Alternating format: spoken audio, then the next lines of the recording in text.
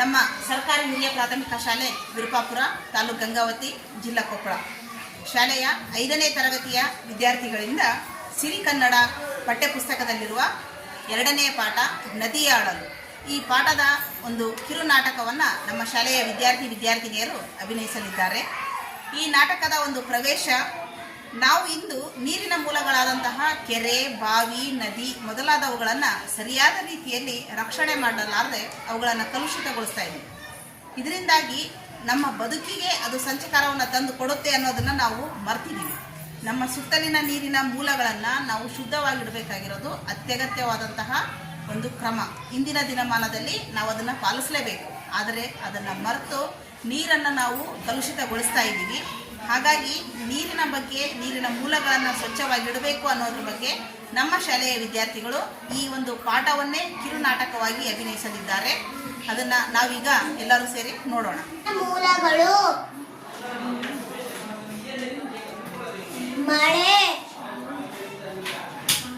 ನದಿ, ಬಾವಿ, ಕೈಪಂಪು, ಕೊಳವೆ ಬಾವಿ, ಸರೋವರ,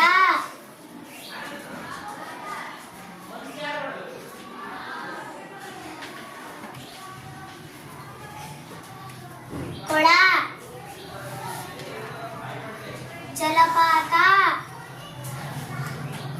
ಕಾಲುವೆ, ಸಮುದ್ರ.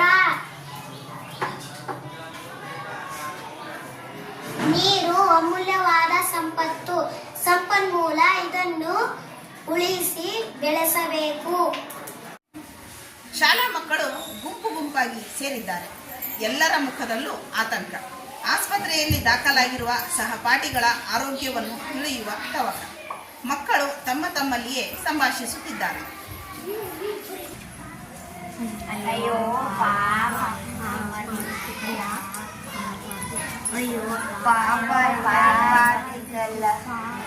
ಎಂತ ಅನಾಹುತ ನಡೆದೋಯ್ತು. ನಮ್ಮ ಗೆಳೆಯ ಗೆಳತಿ ಹೀಗೆ ಆಗಬಾರದಿತ್ತು.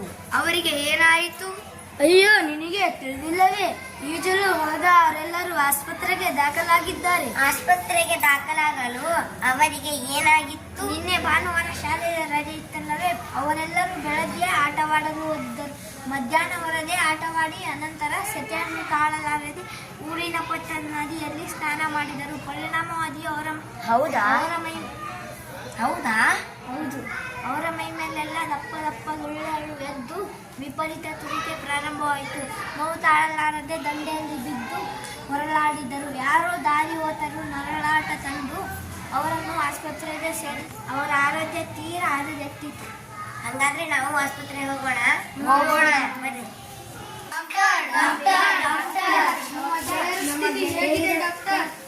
ಇನ್ನು ಏನನ್ನು ಹೇಳುವಂತಿಲ್ಲ ಮಕ್ಕಳೇ, ಆದರೆ ಚಿಂತೆಗೆ ಕಾರಣವಿಲ್ಲ ಅಂತ ತೋರುತ್ತದೆ.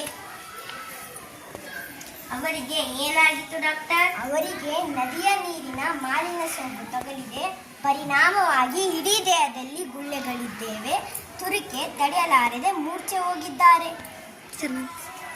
ಅವರ ಜೀವಕ್ಕೆ ಏನು ಅಪಾಯವಿಲ್ಲ ತಾನೆ? ಚಿಂತಿಸಬೇಡಿ ಮಕ್ಕಳೇ, ಸರಿಯಾದ ಸಮಯಕ್ಕೆ ಬಂದ ಕಾರಣ ಸೂಕ್ತ ಚಿಕಿತ್ಸೆ ನೀಡಿದ್ದೇನೆ. ಅವರಿಗೆ ನೋಡಬಹುದೇ? ಈಗ ಬೇಡ ಮಕ್ಕಳೇ, ಸಂಜೆ ಬನ್ನಿ. ಹಾಗಾದ್ರೆ ನಾವು ನದಿ ದಂಡೆಗೆ ಹೋಗೋಣ. ಅದರೊಳಗೆ ಬೀಳೋದು ಬೇಡಪ್ಪ. ಸರಿ ಬಾ.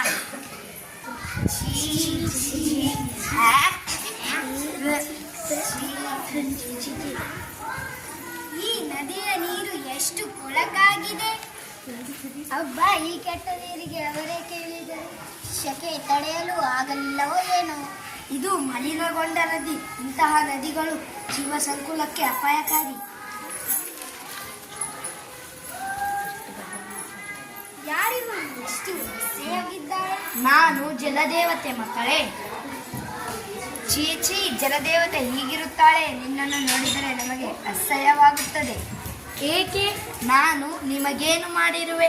ನನ್ನಿಂದ ನೀವೇಕೆ ಅಸಹ್ಯ ಪಟ್ಟುಕೊಳ್ಳುತ್ತಿದ್ದೀರಿ? ನನ್ನಿಂದ ನೀವು ಹಲವು ಪ್ರಯೋಜನ ಪಡೆದಿಲ್ಲವೇ?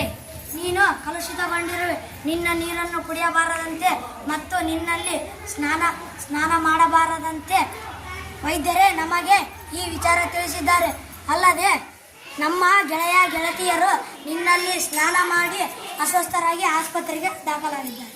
ಮಕ್ಕಳೇ, ಇದಕ್ಕೆಲ್ಲ ಕಾರಣ ನೀವೇ.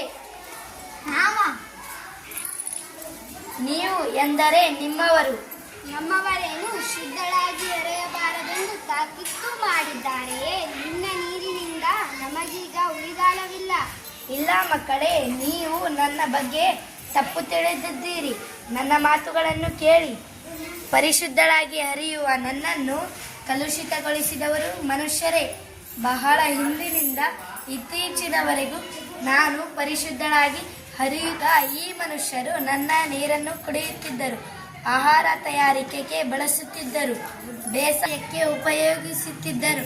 ನನ್ನಲ್ಲಿ ಲೆಕ್ಕವಿಲ್ಲದಷ್ಟು ಜಲಚರ ಜೀವಿಗಳಿದ್ದು ಸಂತೋಷದಿಂದ ಇದ್ದವು. ಆದರೆ ಈಗ ನಾನು ಪರಿಶುದ್ಧಳಾಗಿಲ್ಲ. ಮನುಷ್ಯರು ನನ್ನನ್ನು ಮನಬಂದಂತೆ ಬಳಸುತ್ತಾರೆ. ಅನೇಕ ಕಾರ್ಖಾನೆಗಳನ್ನು ನನ್ನ ದಂಡೆಯಲ್ಲಿ ಸ್ಥಾಪಿಸಿ ಅದರಿಂದ ಹೊರಬರುವ ರಾಸಾಯನಿಕ ಪದಾರ್ಥಗಳನ್ನು ಕಸದ ರಾಶಿಗಳನ್ನು ನನ್ನೊಳಗೆ ಎಸೆಯಬಿಟ್ಟಿದ್ದಾರೆ. ಇಷ್ಟೆಲ್ಲ ಶೋಷಣೆ, ಊರಿನ ಸಮಗ್ರ ಕೊಳಚೆ ನೀರನ್ನು ನನ್ನೊಳಗೆ ಹರಿಯಬಿಟ್ಟಿದ್ದಾರೆ. ಇಷ್ಟೆಲ್ಲ ಶೋಷಣೆಗೆ ಬಲಿಯಾದ ನಾನು ಹೇಗೆ ಪರಿಶುದ್ಧಳಾಗಿ ಹರಿಯಲು ಸಾಧ್ಯ?